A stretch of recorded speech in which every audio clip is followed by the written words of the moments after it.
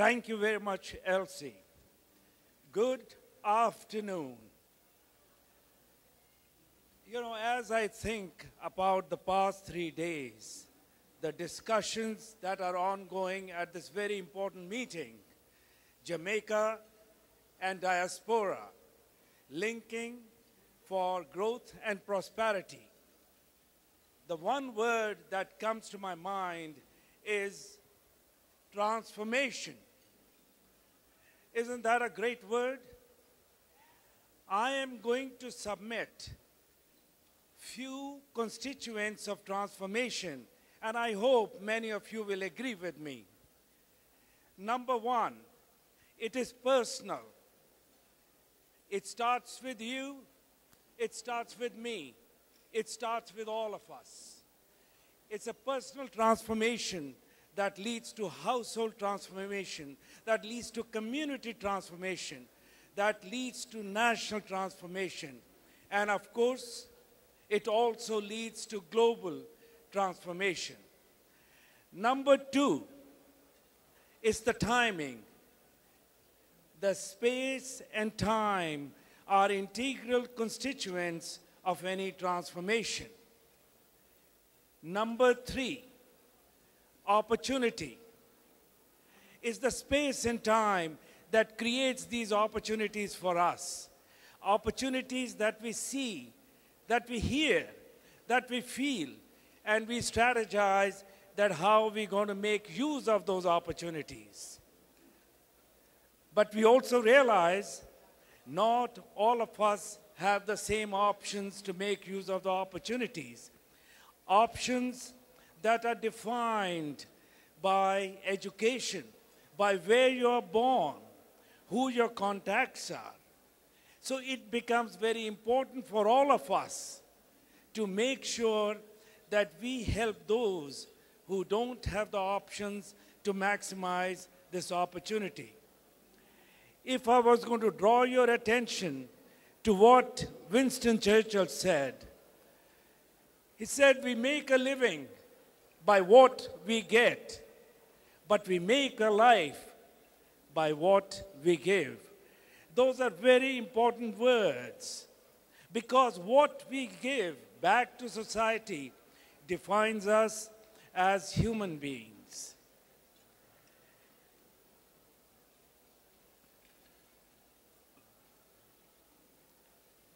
When I was young, I wanted to be a scientist. In fact, I wanted to be a physicist. I did everything right. I did my honors and bachelor's in physics. I did my master's in physics. I even joined a doctoral program in physics. And I had fellowship to complete my doctoral degree. Despite all that, I realized I am no Einstein. However, I did follow the words of that great man, whom I respect and whom I admire. He said, if we look deep into nature, we are able to understand everything better. I acted on that advice, and I became a forester. You know, if you look at me at that time, I even had the physique to be a forester. I was able to hug the trees. I used to talk to the trees. And I used to be with the animals. I still talk to all of them. Yeah, by the way, if I take off my shirt even now, that's how I look. But as all of you know, whenever in any country, in any region, there's one resource that defines the national revenues. Vested interests and corruption sets in. And that is what happened. It stopped me from doing the work that I liked the most. It stopped me from doing what I was hired to do, to fight against corruption in the forestry division. Many times, I had to sleep with a gun under my pillow because I feared for my life. I was plainly frustrated. And then I remembered the words of my father, who always used to tell me.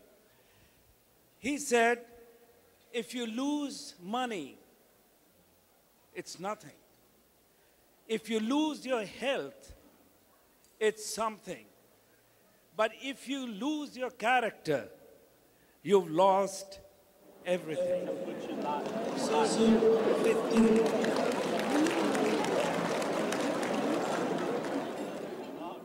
So decision for me was very easy to make. In a very short time, with $20 in my pocket and a suitcase, I left my friends, I left my family, I left my country for Hawaii. On arriving in Hawaii, I realized that was a transformational moment for me. There were opportunities all around me. The timing was right. It was not in my control, but now it was very personal. What can I do to maximize that opportunity? I learned, I pursued my education. I taught at the University of Hawaii, and then via Commonwealth, via Rockefeller Foundation, I joined United Nations. And via Honolulu, via Manhattan, via Thailand, via Malaysia, via Maldives, I landed up in this land of wood and water, Jamaica. And I always believe it was meant to be. I am an island man at heart.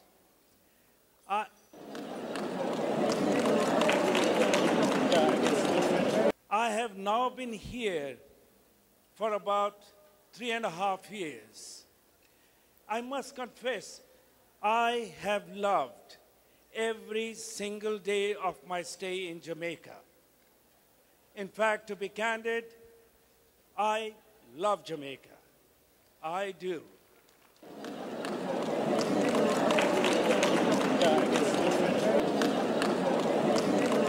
I also think Jamaica has huge potential. In order to reach that potential, we have a lot to do.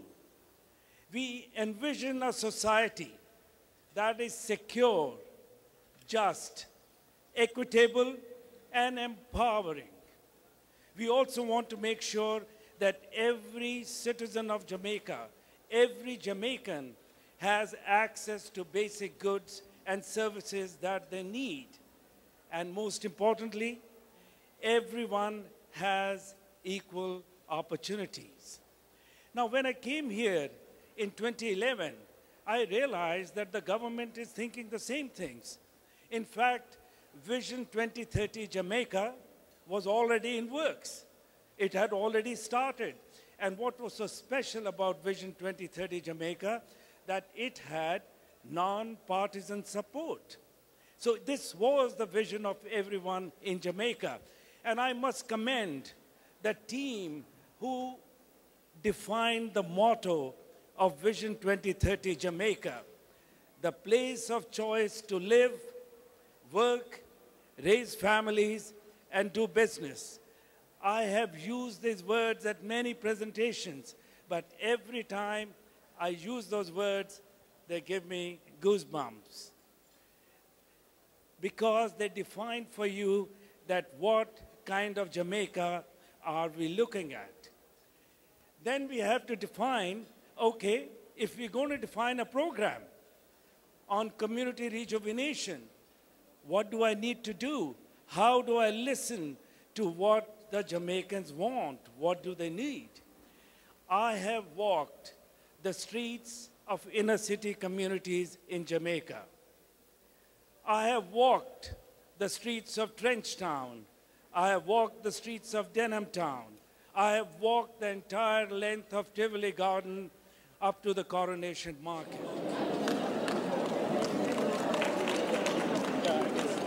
And when I go there, it is so delightful. In fact, it's overwhelming because people reach out to you. They invite you to their houses. They come and talk to you. And also the youth, they come and talk to you. So what did I glean out of this? What I gleaned out of this is that all the community inhabitants have the same aspirations of decent families. They are able to take care of their families, a shelter above their head, access to medical services like any of you or like I want. And it's the same way the young people of Jamaica, they have the same wishes. They have the same dreams. They can be whatever they want to be. They want to take care of themselves, their families, their country, just like your children and my children. When I look, now today, in Jamaica, there are nearly 3 million of us.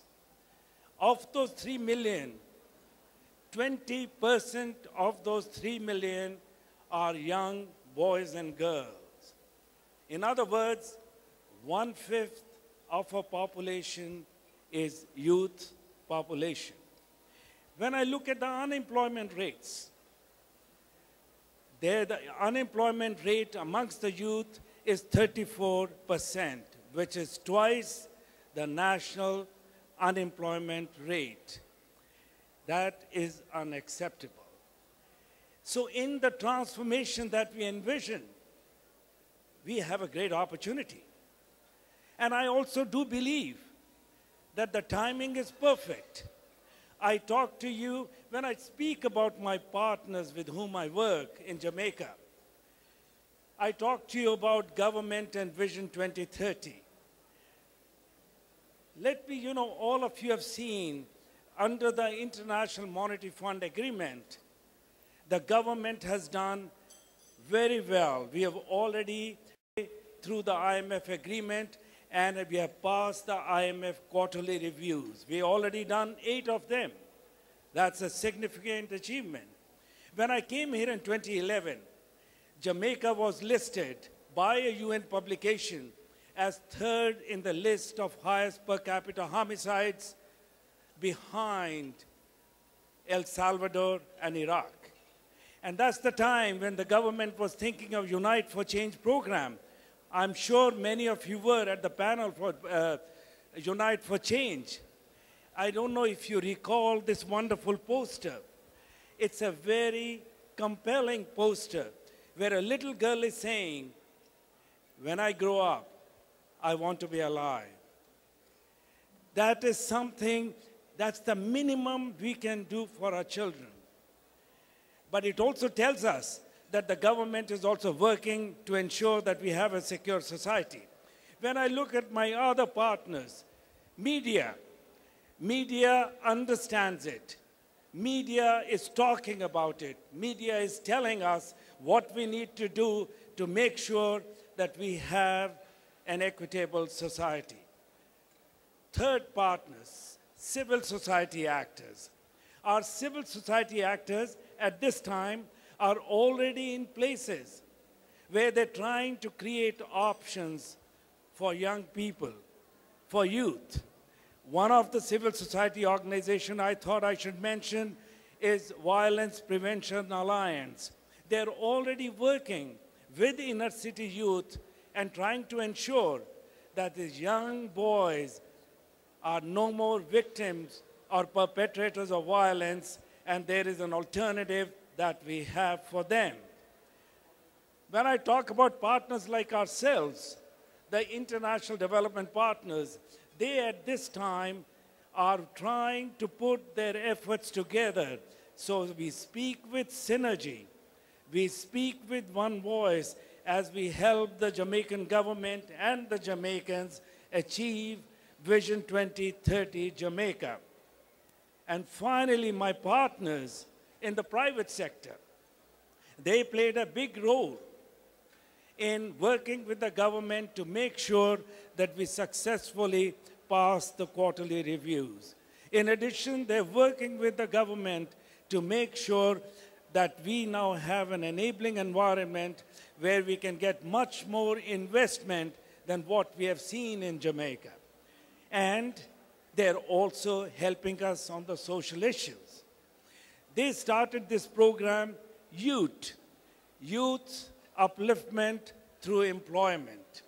Now, this was a program that was started right after the unfortunate events faced by the residents of West Kingston. And that's what they're talking about. Dozens of lives lost, productivity halted, business and schools closed.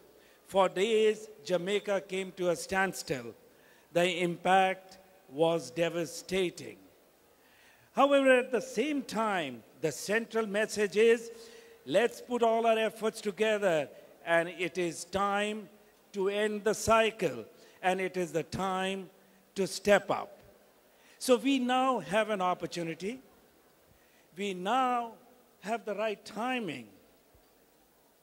What is now left is the last component of transformation, and that is making it personal. In my past couple of days, I have talked to many of you from the diaspora. I have attended your sessions, and what I recognize that you practically represent the world.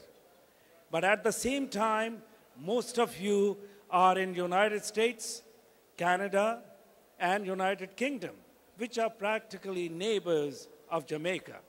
We also recognize, all of us together recognize the opportunities that we have in Jamaica. Just highlighting some of them in terms of science, technology, engineering, to micro and small enterprises, agriculture, tourism and hospitality industry, entertainment industry, call centers, fashions, practically sky is the limit. But in all this, the challenge for us is how we initiate this transformation that we're going to help the youth. We create options for them. So my submission to all of you is to join us, by showing us the ownership of the transformation initiative that we're launching. But we would like to make sure that we design this initiative jointly with you, that you envision it, you help us implement it, and we together create products. We create products that are measurable, the community can see it, and we are accountable to them. I would also submit that such an initiative must be carried out by Jamaicans. And when I say Jamaicans, both within the country and outside the country. We, as United Nations Development Program, will backstop you. We will support you. We will provide you all the help that you would require in terms of if you need knowledge base. We will make sure we also put in the principles of transparency, participation, and accountability. But we work together on all that and how we can do it. UNDP will do its due diligence and also make sure that we bring in other international development partners to come work with us and also mobilize resources for the activities that you plan to accomplish under the initiative. Our vision, our final vision is there, that all of us as one love, one heart, one destiny.